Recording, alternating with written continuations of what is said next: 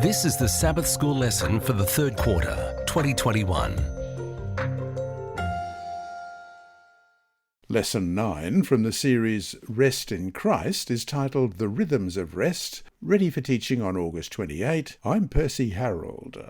Thursday, August 26. Keeping the Sabbath. God commands his people to keep the Sabbath day. Right along with not murdering and not stealing is the command to remember the Sabbath, even though the Bible doesn't give us specifics on exactly how we are to keep it. Question: what should be the atmosphere we create and promote on Sabbath? Well, let's look at Psalm 92. It is good to give thanks to the Lord and to sing praises to your name, O Most High, to declare your loving kindness in the morning and your faithfulness every night, on an instrument of 10 strings, on the lute and on the harp, with harmonious sound. For you, Lord, have made me glad through your work. I will triumph in the works of your hands. O Lord, how great are your works! Your thoughts are very deep. A senseless man does not know, nor does a fool understand this. When the wicked spring up like grass, and when all the workers of iniquity flourish, it is that they may be destroyed forever. But you, Lord, are on high evermore. For behold your enemies, O Lord, for behold your enemies shall perish. All the workers of iniquity shall be scattered. But my horn you have exalted like a wild ox. I have been anointed with fresh oil. My eye also has seen my desire on my enemies. My ears hear my desire on the wicked, who rise up against me. The righteous shall flourish like a palm tree. He shall grow like a cedar in Lebanon. Those who are planted in the house of the Lord shall flourish in the courts of our God.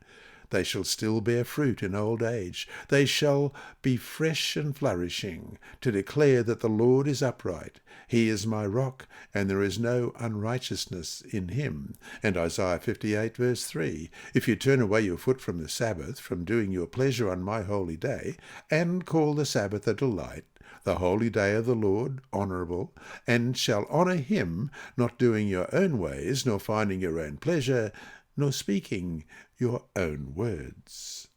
Because Sabbath-keeping means celebrating creation and redemption, its atmosphere should be one of joy and delight in the Lord, and not one of gloom. Remembering the Sabbath does not begin on the seventh day. As the first Sabbath was the culmination of the creation week, so we should remember the Sabbath day all week and plan ahead so that we can set aside our weekly work and thus keep it holy when the Sabbath comes. Intentionally preparing during the week, and especially on the preparation day, which is recorded in Mark 15:42, or Friday, is key and adds to the delight as anticipation builds for this very special day. Mark 15:42, now when evening had come, because it was the preparation day, that is, the day before the Sabbath. Question: what important aspect of Sabbath-keeping does Leviticus 19:3 highlight? Leviticus 19 verse 3, every one of you shall revere his mother and his father, and keep my Sabbaths. I am the Lord your God.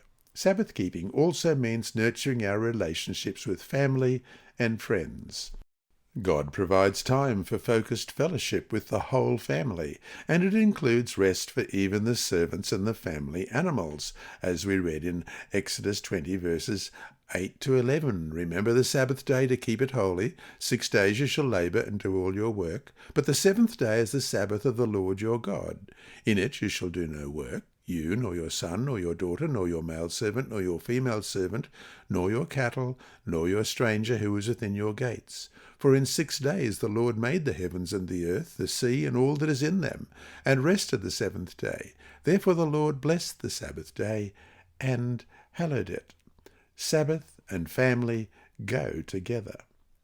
While rest and family time are important principles, Sabbath-keeping also means participating in corporate focused worship of God with our church family. Jesus attended and led out in worship services while on earth.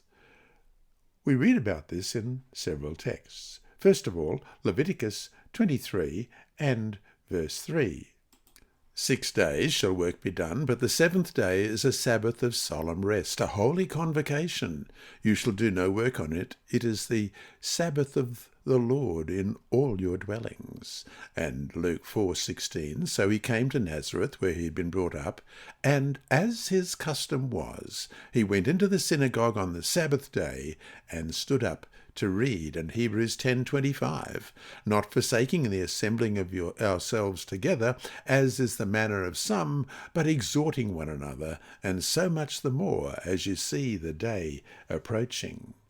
Even though our weekly routines and rhythms may be rushed, yet deep in our hearts there is a yearning for true Sabbath rest, true communion with our Maker. Remembering to stop all our business and planning to spend time with God and nurture our relationships, we can enter into the rhythm and rest of Sabbath.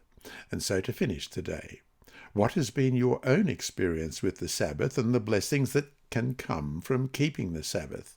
In what ways could you do more to make it the sacred time it is supposed to be? This lesson was read by Dr. Percy Harrold for Christian Services for the Blind. It's supported by the Sabbath School Department and Hope Channel Australia, and is rebroadcast by Christian Record Services and through podcasts at It Is Written in the United States, Hope Channel Germany, and through Apple iTunes and SoundCloud. Remember, God is always faithful.